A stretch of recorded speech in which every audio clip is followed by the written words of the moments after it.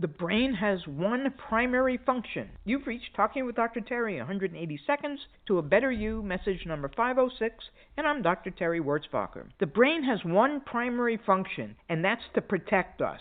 In order to do it, it has to be continually surveying the environment for danger. Pain is simply a danger signal. Your brain is warning you that there's something bad in the area. First, though, you should know that all of this applies not just to pain, but other symptoms as well. This can include dizziness, depression, anxiety, fatigue, and even difficulty breathing and other vague symptoms. Of course, if you have any pain or other symptoms, you need to be checked out by a doctor to make sure it isn't something structural causing the symptom. What do I mean by structural? It's an injury, a metabolic dysfunction, tumor, infection, something that's actually causing the problem. All pain is caused by the brain. All pain is real. What has happened so far throughout history is that people, especially women, have had their pain and other symptoms dismissed.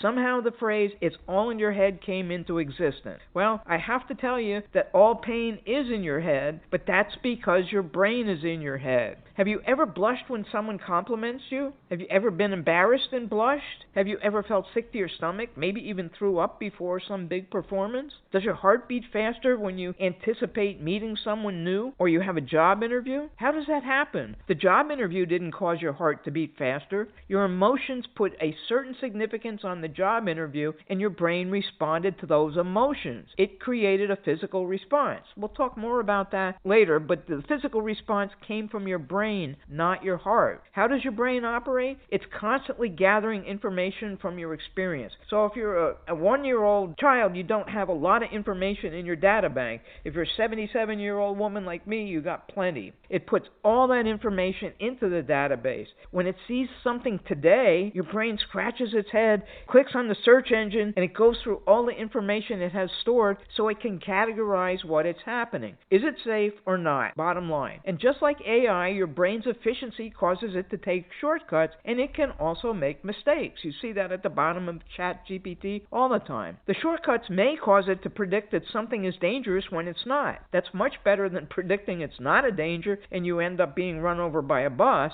Dr. Schubiner talks about being at a conference and the woman got up to speak and said, "Good morning, America." That isn't really what she said, but it's what he heard. She was saying, "Good morning, I'm Erica." He didn't know her name, so his brain produced something he was familiar with, the TV show Good Morning America. Just as the brain will develop well-worn neural circuits, pathways, for hitting a tennis ball with practice, it can also develop easily activated circuits for brain and other symptoms. Let me know what you think. Have a diamond day.